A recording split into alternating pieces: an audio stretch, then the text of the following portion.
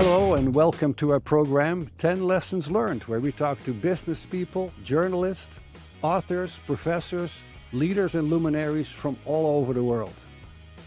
My name is Siebe van der Zee and I'm your host. I'm based in Phoenix, Arizona, in the beautiful Grand Canyon state. I'm also known as the Dutchman in the desert. Our guest today is Sangbreeta Moitra, joining us from Amsterdam in the Netherlands. As you will learn during our program, Sangbreeta has a fascinating background and personality. She uses her academic background in neuroscience to motivate individuals, teams, and business leaders to understand their why and to drive meaningful behavioral change. She is a TEDx awarded keynote speaker and management advisor. Some of her key clients are major companies like Nike, Shell Oil, ING Bank, Tommy Hilfiger, and many others. She has given keynote presentations and seminars in more than 10 countries, and she has been frequently featured in global podcasts and publications, including the Huffington Post and the Financial Express. Passionate about diversity and inclusion and women in leadership, Sangbreeta also mentors startups, business leaders, and professionals. She carries a lot of energy, as her hobbies include dancing, kickboxing, and freediving. You can learn more about Sangbreeta Moitra on our website, 10lessonslearned.com. Hello, Sangbreeta. Thank you so much for joining us. Thank you for that phenomenal introduction. My brain is saying no pressure. So let's see how this goes. No, thank you so much for having me. It's such a wonderful opportunity to speak with you and be featured on 10 Lessons. Well, I'm looking forward to our conversation and your lessons. And I noticed that you are applying your background in neuroscience to help and motivate business leaders. What is that all about? How does that work? That's a very good question. Most of the organizations that approach me, so there's two parts to it. There's the company part, the organizations that approach me, and then the individual. The organizations that approach me, many of which you've already mentioned in the intro, their challenge is that they're currently going through massive change, massive reorganization, transformation.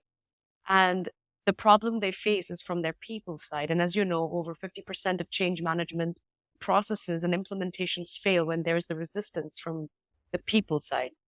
So when they bring me in, they want to enable their human capital to overcome the resistance to change, to shift their mindset, to go from a fixed mindset to growth mindset, from juniors to executive leaders, and really enable them to, be future forward.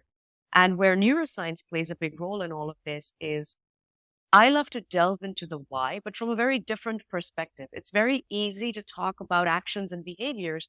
What often happens when we're going through change, when we're kind of a ship in a storm, is people become very threatened, they feel defensive, and there's a lack of psychological safety.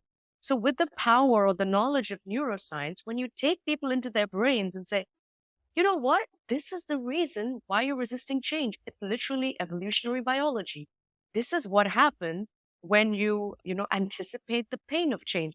And you see the aha moment in their eyes when they realize, oh, I don't need to feel so defensive. I don't need to be so threatened. I don't need to feel so isolated, because this is fascinating. This is interesting.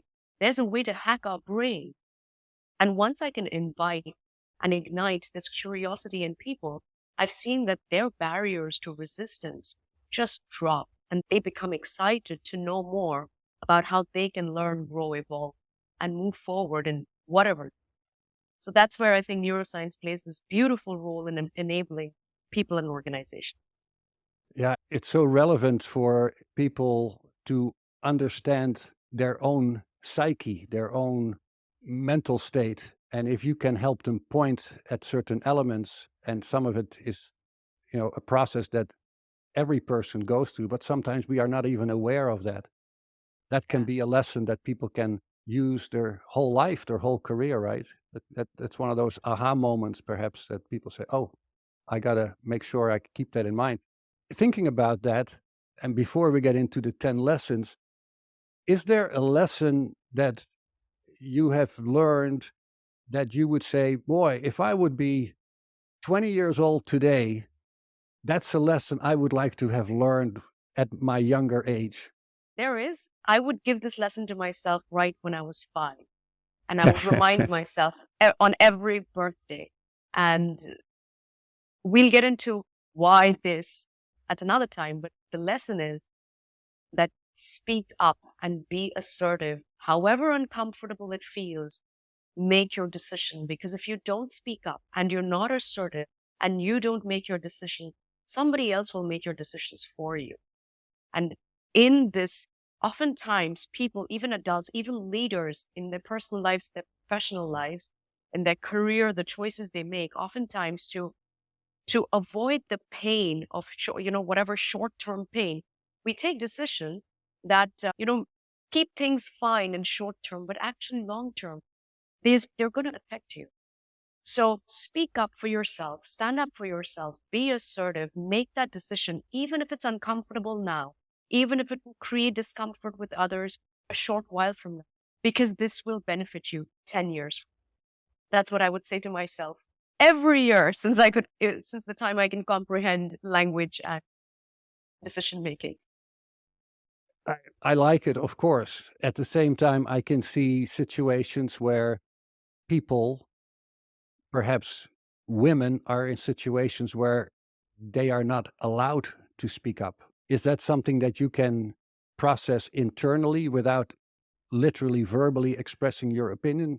I like to speak not just on behalf of women. I've seen men deal with this as well. And I'm not just a women only speaker or coach or trainer. I speak and help everybody. But yes, I have seen this happen to a lot of people. I've seen this happen to friends, family, colleagues and I specifically say this beyond just a particular gender, because I've seen this happen so often. Also, the allow is also a perception. Nobody can disallow us, perhaps in certain cultures where obedience can be such a strong system of a discipline of this is how you should be. Good people are quiet. It's better to be seen and not heard and stuff like that. But I also think that if you dare to speak up, yeah, you might be seen as a bit of a problem person in the short term, but it's going to benefit you in the long term. But do you dare to, to stand out a bit right now, just so you can protect yourself, make the right choices for yourself? And I do think there is great strength and there is great clarity in knowing what you want, of course, being diplomatic and smart about it. But when the time comes, it's good to be active in your life than being a passive player, having other people make decisions for you. I think it's very important what you're saying. Maybe that's the most important lesson of the lessons we're going to talk about. We're going to find out, but to stand up, speak out, I think that's very important. But let's take a look at your 10 lessons. I'm looking forward to the conversation. Lesson number 1, fail small, fail fast, fail often. Yes. What about avoiding failure, not failing? I love failure. Failure is awesome. It's fantastic. I see failure as experimentation. And failure itself, I think the word is fine. It's the emotions that we attach to it that create this entire, push and pull, this entire drama or melodrama in our mind. Of course, there are times when failure is extremely painful. I will not deny that. And I've also been affected by it. However, there's a reason why I say fail small, fast, often. So to say fail smart. What I mean by that is it's great to test your ideas in places where even if you fail, you stumble, you fall, you get the feedback you need. You can do it in a place that's, psychologically safe. For example, before I give a huge keynote, I test my ideas with a small group of people locally or even with a mastermind group. And oftentimes I get very critical feedback. One of them even told me, Sangbreeta, I have to be very honest with you. This is not up to par. This is not what I expect from you. I expect way better from you. I've seen way better. Now, maybe for someone else that can be really harsh and negative and they can get really bummed out. But I was like, this is fantastic. I mean, there is nothing that I can lose from this feedback. I failed small. I failed quickly. I failed in a place that gave me psychological safety. I got the feedback I needed. I was able to improve. So it's so critical for ourselves to test ourselves, to fail quickly, fail small, fail often, so that by the time we develop our idea, our vision, our product, it's at this amazing level that's gone through several rounds of feedback. And you just know that it's going to touch the heart and mind of your target decision maker, whoever that person is. So yeah, I do love experimenting with failure. Yeah, and especially also you include fail small, like you said, right? It's not you say, oh, fail big. No, get used to it because it's part of our life. We cannot always be perfect and succeed everywhere. But when your mind is prepared to deal with failure, then it's easier to overcome failure. I like that. That makes a lot of sense. Lesson number 2, personal branding elevates hard work.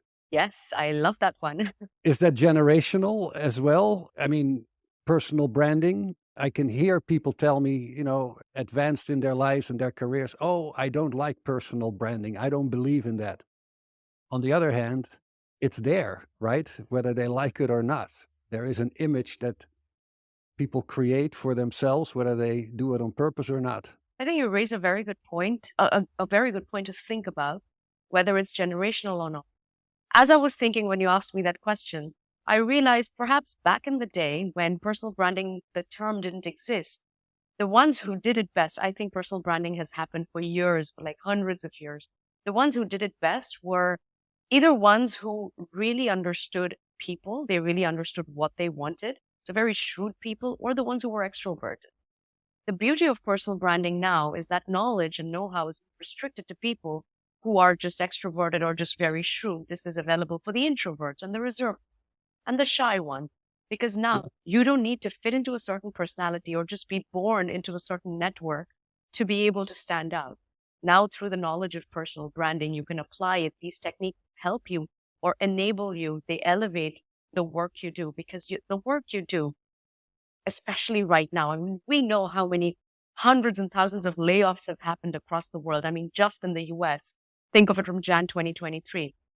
In the Netherlands, I can't even tell you how many layoffs have happened. People are desperate. People are trying to stand out. Recently, a friend of mine applied for a head of marketing role. Can you guess how many people applied for that role in head of marketing at a graphic design company? Can you just guess off the top of your head? More than 200? 3,000. 3,000 people who have performed well, who have a fantastic CV, are applying for that job. So how are they going to stand out in the eyes of the recruiter? That's where personal branding comes into play. So personal branding is to show who you are, why you care about what you do. And I think that's a beautiful way to, tie in your story with the job that you do or the career you aspire for. Yeah. And when you talk about a job search, I typically recommend people, as far as their branding, to look at their key achievements that they would like to repeat in the future, right? Because that's your strength. But sometimes people say, look, I've been doing this for so long, I want to do something different. So you don't have to emphasize certain elements that you don't want to apply in the future, or indeed you emphasize your strength on things that you would like to repeat in the future. Again, we can have a long conversation about that. It's a great lesson. Personal branding elevates hard work. Let's take a look at lesson number 3. Incremental gains trump big goals. How does that work? I love small incremental chunks of growth. And actually, I've always been a big goal person for quite a few years. Until recently, let me rephrase that. Until recently, I was a big goal person. And it was always the big goal that drove me, motivated me, thinking of the Everest every single day. And then I remember after lockdown, around 2021, I noticed, oh, the big goal is starting to tire me. And the big goal isn't really motivating me every single day that I think of my big goal. It's not really pushing me or motivating me or igniting me the way that it used to. So what am I going to do then? Then I realized that, okay, I have to change my strategy because I'm not doing the things that I love to do. I'm not growing as much as I want to, or even along the path that I want to, because I've just given up. So what I did is I had the big goal in mind. I wrote it down, kept it aside. And then I simply focused on the small activities. What are the small wins, the small rush, that ignition of dopamine that I'm going to give myself, I'm going to gift myself. And I broke it down into smart, achievable goals. And they would be something like 15 minutes of jump roping a day. Or it could be, whether it's your half an hour of walking or 15 minutes of writing, whatever my goal set was, I just did small chunks of it. And I allowed myself to feel that dopamine rush at the end of this very achievable small chunk of goal. And I realized that over a period of time, these small habits were creating such a massive difference in my performance, whether it was in my physical activities like jump roping. I went from jump roping like a kid, like two jumps and one rope turn, to doing over 50 boxer crossovers in one go. I can now jump rope for half an hour or an hour, actually, quite long, uninterrupted. And I blew my mind when the day I decided I'm just going to see how far I can go instead of just doing it for 15 minutes, because I realized how far I had gone. The same with whatever personal, professional goals you have for yourself. Break it down into achievable chunks regularly, consistently, whether it's every day or 3 times a week at a particular time of the day. And you will be absolutely gobsmacked to see 3 months from now where that takes you. You realize before you realize, you don't even realize that you've crossed base camp of Everest. So that's beautiful. So I do think small incremental chunks are fantastic for personal evolution. I can also see that as we go through life, through our careers, that we learn new experiences that I want to almost say suddenly become very important, very relevant. And unfortunately, perhaps right now, I'm thinking of some negative situations when a dear family member or friend passes away. That can really make you think deep and hard about what life is all about and what you're doing yourself.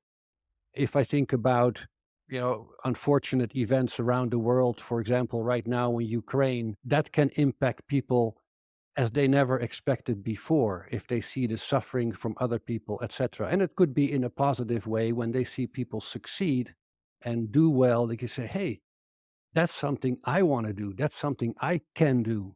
So I can see that incremental gain on all sides can be extremely important to form ourselves as a human being. Yeah, I like that.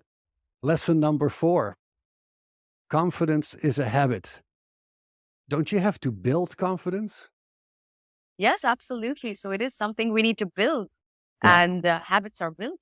A lot of times I have people who say, I hear people who say, oh, you're so confident, or they're so confident, as if they were just born with generational wealth. Like, no, they had to work on it. And confidence is related to your skill set. So confidence is related to what you do. Self-esteem is about who you are. There's a difference. So if you're low on confidence, good news. It's much easier to build up confidence than it is to build up self-esteem. Of course, that requires a lot more work. So confidence is, since it's a skill related to skill set, it's a daily habit. Whether you practice something that you're good at every single day, so you reward yourself with that feeling of I'm good enough, I'm worthy, I deserve. Whatever it takes for you to spark that regular, reminder, that's so important. And every person has different confidence. For me, for example, a couple of things that I do. One is that I do certain activities that I absolutely love in my spare time, and I make time for it. For example, when it's public speaking, I do public speaking for work, but I'm also a part of some just personal hobby public speaking groups and improv groups that I love to go in my free time. However busy I am, twice a month, I show up. And there, it's like a confidence booster. So twice a month, I ensure that for 4 hours, my confidence is being boosted. I go to certain dance classes, or I do certain activities like kickboxing or whatever, jump roping. They boost my confidence. And the final thing that I do that is so important is I made a folder with all the positive words I've ever received. I Huh. keep it updated, whether it's through my LinkedIn messages, phone messages, emails. People often give me little scraps of paper sometimes when in a public speaking event, as a thank you note. And I keep them all and I save them. And on the days when I'm feeling like, oh, am I good enough? Or, those limiting belief thoughts come up, I make sure that I go and read that. I go and read all those positive words that remind me that I matter, that people see value in me, that I am adding some benefit to them. When you're feeling low, when you're not feeling confident enough, it's very easy to not do these habits and just feel pity for yourself. But I think self-pity is also the greatest addiction out there. So to break that, I very proactively, consciously implement these 3 habits, and I see how powerful they can be to make you genuinely, authentically every day. I think it's extremely important what you're just saying here to be able to, can I say, train your brain. I was actually reading a story written by a US Navy SEAL Marine officer. They go through high pressure exercises, of course, and deal with very serious issues. And in the article that he wrote, he talked about when he is involved in an exercise where physically and perhaps mentally he's ready to give up. He goes to a place in his brain that gives him, as you explained, the confidence. And I think that's for many people so important that there is a place that you are prepared for to say, wow, I'm dealing with lots of pressure and whatever it may be. But there is a place in your brain that you can go to and say, okay, yes, I'm prepared for this. I can do this because of I've done these things to prepare. I think it's extremely important because every person goes through that and goes through a moment of, I almost want to say despair, and sometimes it is despair and worse than despair. But where can they find themselves to say, I can deal with this, I can handle this? And it's not always easy. It can be extremely difficult. But I think it's a great recommendation that you make that we should all look for that space in our own brain. I think that's very relevant. Moving along, lesson number 5. I already like it. Your network is your net worth. So relevant, but I'll let you talk. Yes, absolutely. Thank you so much. And network is your net worth. Absolutely. And I have heard, I mean, there's so much to talk about the network part. Networking is not just, I hear people say, oh, you have to have a pitch ready when you network. And back in the day, I used to think, oh, yeah, you got to have your pitch ready. And now I'm like, oh, gosh, no. If you have to pitch, you must pitch without pitching. The point is, with your network, it's this beautiful moment of evolution when you choose to align with your intention, your passion, your purpose, and you choose to surround yourself with people who ignite all 3 of those, your intention, your passion, your purpose. You surround yourself with people who will cheerlead for you, support you, empower you in your growth ahead, who you will do the same for them in return. Just this amazing, intentional group of people who choose to be together to evolve one another. That's the power of your network. And it can take you from, the place where you can only dream of who you want to be to the place where you are who you want to be. So to me, power of network is amazing. In fact, it's not about how many people, but the quality of the few you know. And that's why I always encourage people. It's when you go networking, it's not about how many business cards you've dealt across the room. Well, now people don't even use business cards anymore. Or how many people you've added on LinkedIn or exchanged numbers, but really, how many meaningful conversations have you? How many coffees are you going to have after that? How many people are you really going to engage with and build a relationship? Networking is beautiful, so powerful, and it actually benefits your personal and professional transformation. I want to steal a comment from our producer, Robert Hossery, who always talks about, and it's one of his lessons in his podcast interview, when it comes to networking, it's not so much who you know, more importantly, who knows you, right? So when you have a networking exercise, it's very important that, yes, you get to know people, but perhaps more relevant in that networking purpose is who gets to know you. I just wanted to add that because I think it's easily to underestimate the value of your network. And sometimes if it is an official networking meeting, it almost looks like it's made up. It has to be genuine. It has to click between people, right? And that's what's going to create a lasting impression, I think. Yeah. I recently made a video on networking, actually, which I posted on LinkedIn. And there I talked about, do you need to be an extrovert to network? And I absolutely do not believe that. But there are three things you need to be, and it echoes what your producer said. So I think your producer and I would have a lovely conversation someday. Robert, I agree with you. Because the three things that I believe we absolutely need to be to have us to build a solid network is we need to be strategic, intentional, and interesting. And the part about interesting is exactly what he said, that networking is not just about who you know or chasing people you want to meet, but really attracting your dream decision maker, the people who inspire you to you. And for that, you have to ask yourself, what kind of life will I lead? What kind of choices will I make? What kind of integrity will I represent to draw those people to me? So yes, you have to build yourself to be the person who attracts those dream people to you.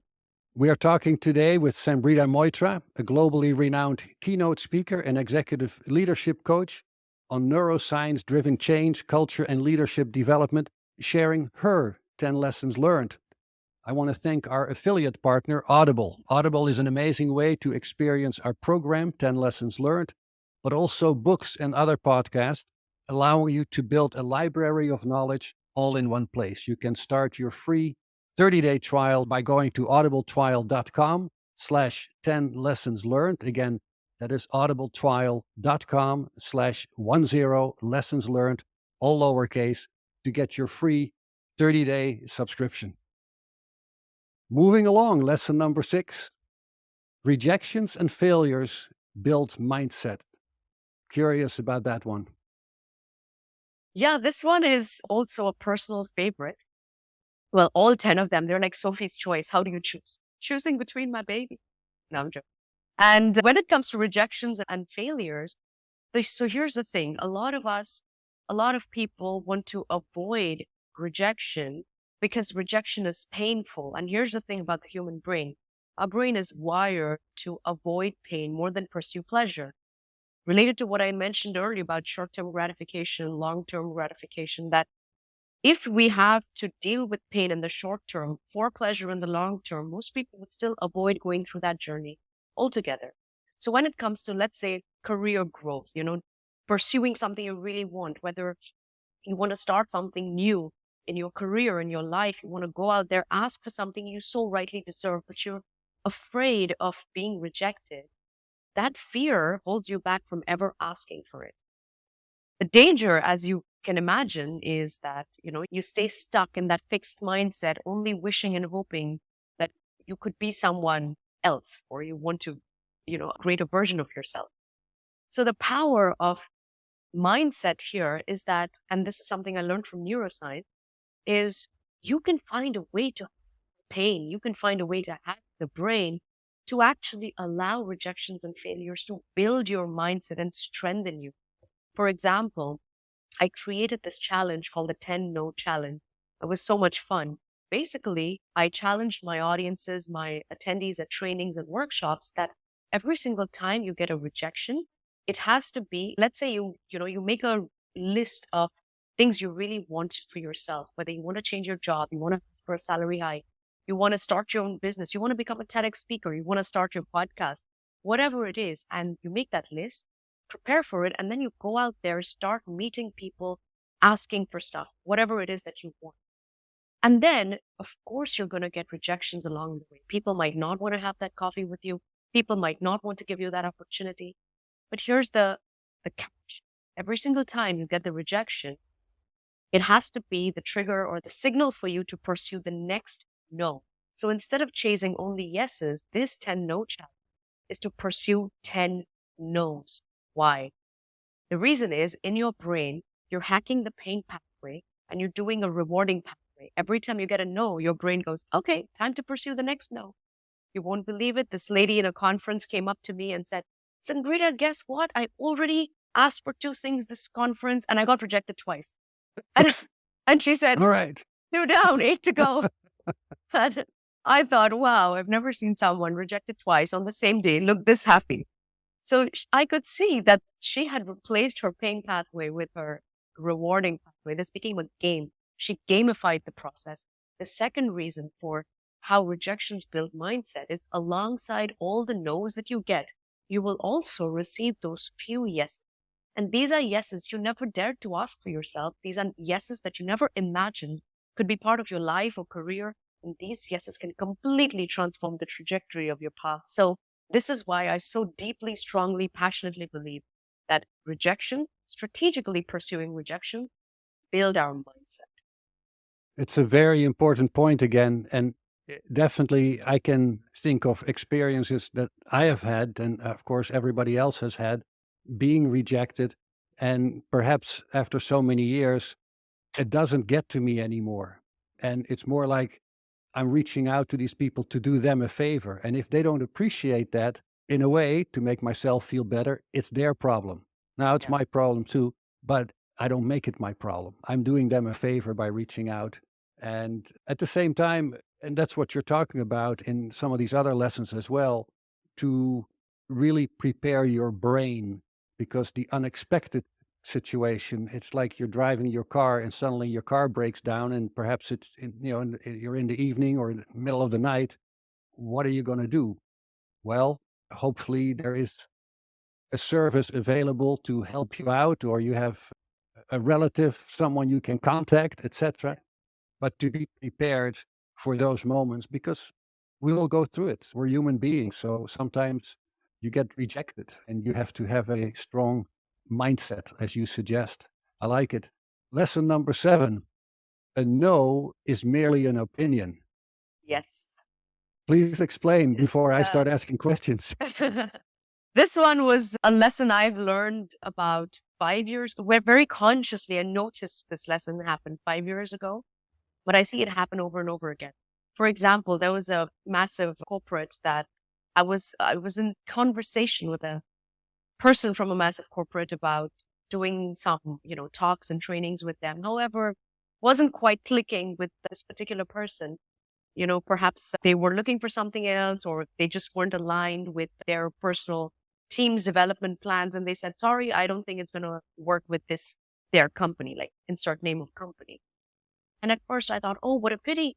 All these conversations didn't work out. And I thought, hold on, who said that this person is the only representative of this entire company with 5,000 people? Their no is merely their opinion. It's merely related to their department and their personal idea of what is and isn't possible.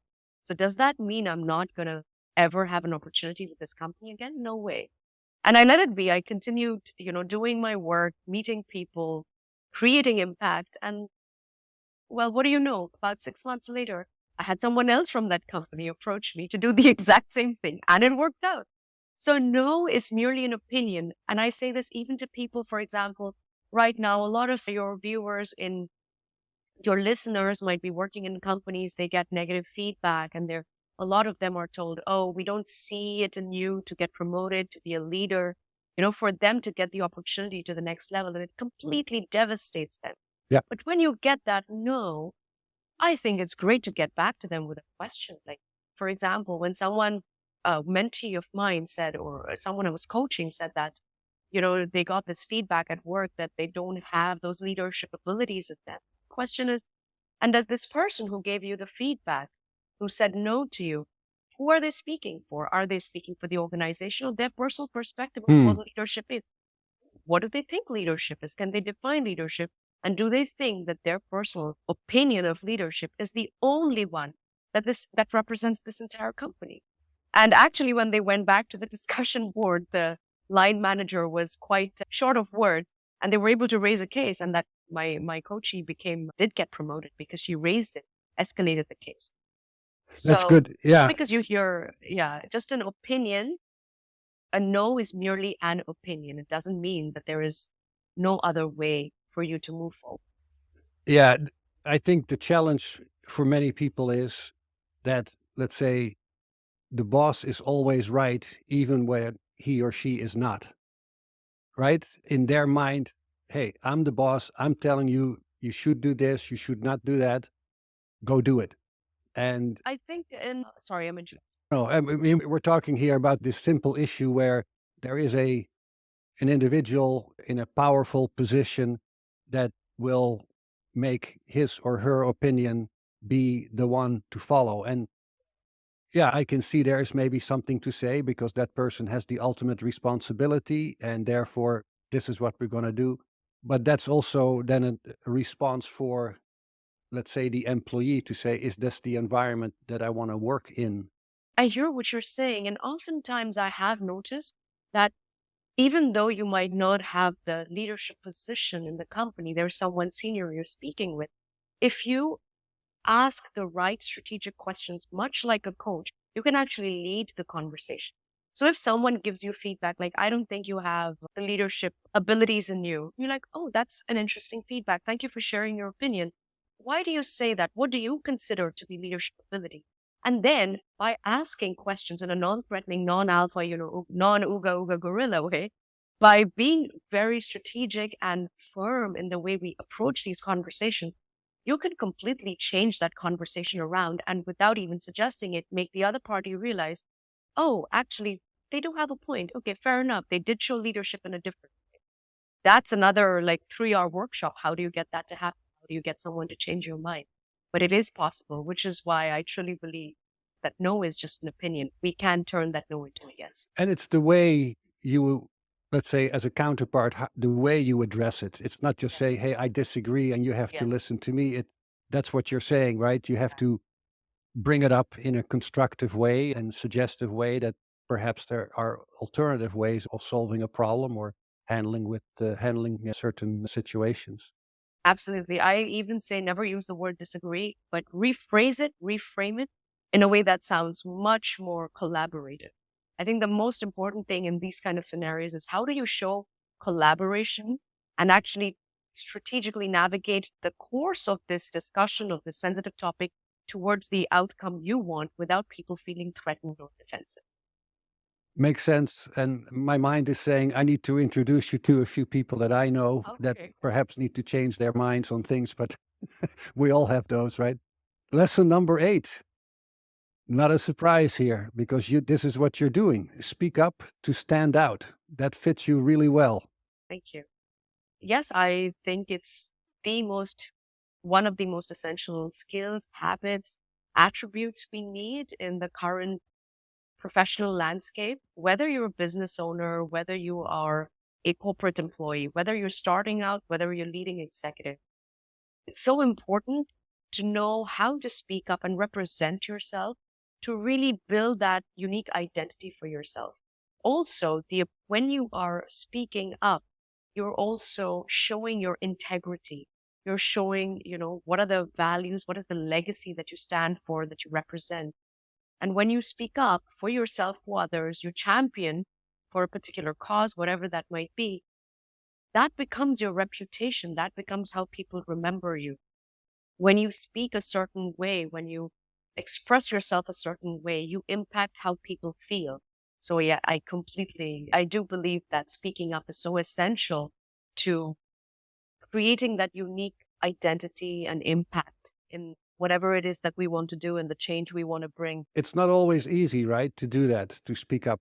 I had a situation a few years ago when the US government made a decision to separate children at the border with the United States, to separate children from their families. And living here in a border state, Arizona, I did not like that.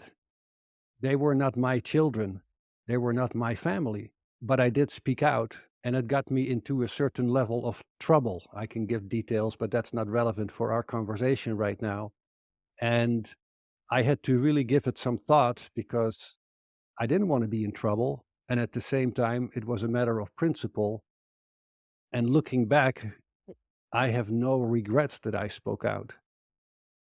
And I think that's, a moral issue. There could be other issues, like you said, but you have to go with your own gut, with your own feeling, and especially when it is a matter of principle, to be able to speak up and stand out, I think very valuable. Absolutely. And also, I think it's very relevant and on how we speak. So there is strategy, it goes without saying every point that I've mentioned in my 10 lessons learned are about how to be strategic about each point to get to the outcome that you want. So speaking up doesn't always have to be, the one with a finger raised in the air and creating the, ruckus and I have a problem, I'm upset, and I want the whole world to know about it. That's not my intention with speaking. But speaking up is how am I going to impact people? How do I want them to remember me? How do I want them to feel about me, about themselves? How am I going to inspire people? So that's the power of speaking up to stand out. And I think, I'm sure, knowing you, you must have spoken up so beautifully and inspirationally. And that's what I also want people to remember. It's being strategic in how and when you speak up to create the impact you want. Yeah, absolutely. No, I appreciate that important lesson. Lesson number 9. The only one counting how often and how hard you failed is you. Great lesson. Yes, thank you. And I think failure has come up so many times in my lessons, and they're all like different facets of a kaleidoscope, perhaps. And I think failure is a fascinating topic to discuss. And indeed, I come across so many people who beat themselves up about something that went wrong and awry, and they think, oh my God, I can never show my face again. Oh my God, I never want to go for that opportunity again because everybody knows that I failed. Blah. I've had the same journey as well. Has been a time when I was beating myself up about every single thing that didn't go right. Like, let's say out of 5 great experiences, let's say 5 great talks and trainings I gave, 4 were fantastic, 1 didn't work out. Instead of celebrating those 4, I was beating myself up about that one thing that didn't work out, that perhaps I wasn't a 10 on 10, because I was saying, oh my gosh, I can't believe I was a 7 on 10 or a 7.5 on 10. Nobody wants to work with a 7 on 10. What about all those other 4 moments of fantastic performance? So the funny thing is, the moment you bounce back, you choose to show up, stand up, speak up again, you will realize how forgiving people are. Michael Jordan also said he's lost more shots, he's missed more shots than he's actually made. People don't count how many shots he's missed. People love him, remember him, respect him, value him for what he did right, for what he did well. It just takes those few successes to really make an impact. No one's counting how many, times you felt you were a failure. And I had the same experience as well, that when I was beating myself up and I thought, oh my gosh, I don't want to be visible anymore. I want to be safe. But I wasn't happy being safe and invisible, not speaking my mind, pursuing my passion. And when I came back to the limelight, I started giving those talks and trainings again. Nobody cared about the time that nobody cared that I wasn't around. All they cared about was, we'd love to learn more from you. We'd love to know more from you. Tell us more. So people are so kind, so forgiving, so not only forgiving, but also they don't even remember that, you went through an episode, that you went through a tough. In fact, many times, for example, when people are speaking on stage and they say, oh my gosh, I can't believe I forgot half of my entire talk, or I forgot to mention that extremely important point. Well, you know what? The audience didn't even know. They thought you were the best ever. So that's why it's good to have high standards, but not beat yourself up. It's okay to be kind to yourself. I'm really curious listening to you, Sangbreeta. Considered writing a book? Yes. Is that something you're going to do? Are you working on it already? I am working on it, yes. Well, they're very interesting. How did you know? Did I tell you already? No, you didn't, but I'm listening to you, and these lessons, I think, are very important for people. Thank you. You are so kind, and I would love to talk about these topics in great detail as well. Well, it kind of leads to lesson number 10, right? A goal without a plan is just a dream. Yes, absolutely. I live and breathe this. And this is actually such a big reflection of my personal life and journey as well. I think you already know that I came to the Netherlands as a student. I was an international student. I didn't know anybody. Started my life from scratch, and I've had so many career changes along the way. Before I came here, I already had this preset plan. I was going to do lab and research life. I was going to do my PhD. Then I came here, started doing my master's. Midway, I realized, oh gosh, I don't want that. I don't want that plan. I don't want the lab and research life. It's not my dream. It's perhaps someone else's dream. Maybe my family's dream, but not mine. I want to do more work with people.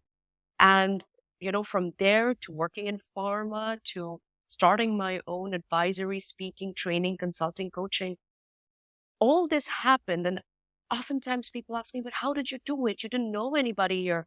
How did you get to work with all these companies? How did you travel to over 10 countries? How did, speak to 5,000, 10,000 people? All of that is because of turning that dream into through a very strategic plan into these very achievable goals.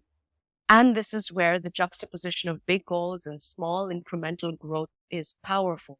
All these lessons that I've mentioned have led me to do the things that I've been able to do, so privileged to do, so lucky to do, so fortunate. So my own journey from being a research student into being a speaker and advisor and trainer and coach on how neuroscience can, transform the way you're building your culture, your communication, your change program in companies, but also for individual growth, for your confidence, growth mindset, overcoming resistance, overcoming rejection, the fear of rejection and failure, speaking up, standing up. All of this has been possible because I've had to turn every crazy dream into a very achievable. But you had an open mind to learning, right? I had no other option.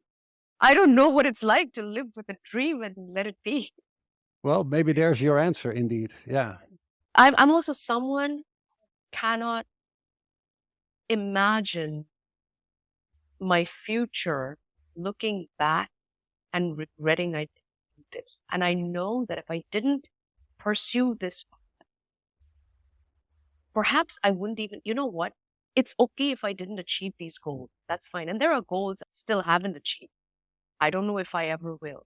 But I am so thankful that I am on the journey of experimenting, testing, aiming, dreaming, envisioning, doing, whether I achieve the goal or not. Because if I don't go through this journey, I will not be happy. I will regret that I didn't try. So yes, for me, the journey is so important. It's perhaps more fulfilling to me than the destination. Wow, very inspirational. And in that thought process, I'm curious, Sangbreeta, are there any lessons or one particular lesson in your life, in your career that you have unlearned, where you decided, I got to change my way, I got to do this differently? I think all of them have been lessons that I've unlearned and relearned. For example, that big shift from only thinking big goals to really understanding that it's about those small incremental gains that give confidence, that build your stamina, that build your expertise, on a daily basis. Whether it's the change of mindset from thinking, oh, networking, I'm going to go into the room and 100 business cards should be over by the end of the evening. I should have everyone's contact. I should have spoken to everyone, to that big shift in it's not how many people you know, it's about the number of people, like the quality of people you know and who know you. I'd rather have those meaningful relationships. Then the third one, of course, would be that failure doesn't devastating. And that failure can be your friend. Failure can be fun with experimenting. And as well with, that instead of beating yourself up with failure, during failure, you can also be kind to yourself and realize people are so accepting, so embracing. And at the end of the day, most people out there just want you to succeed. These were lessons that really enabled and inspired. Again, very inspirational, very powerful. And thank you for joining us, but also thank you for sharing your wisdom with our global audience. Much appreciated. Thank you. In closing, I want to make a few remarks. You've been listening to our international program, 10 Lessons Learned. This episode is produced by Robert Hossery. And as always, we are supported by the Professional Development Forum. Our guest today is Sangbreeta Moitra, the globally renowned keynote speaker and executive leadership coach on neuroscience-driven change, culture, and leadership development, sharing her 10 lessons learned. And to our audience, don't forget to leave us a review or a comment.